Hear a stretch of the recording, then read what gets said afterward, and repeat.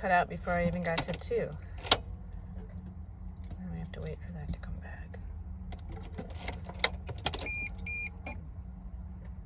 I haven't even turned it past 1.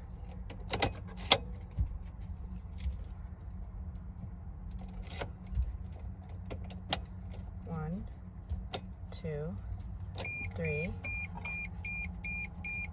Start error. We're already getting the start error. And if I try to crank it further,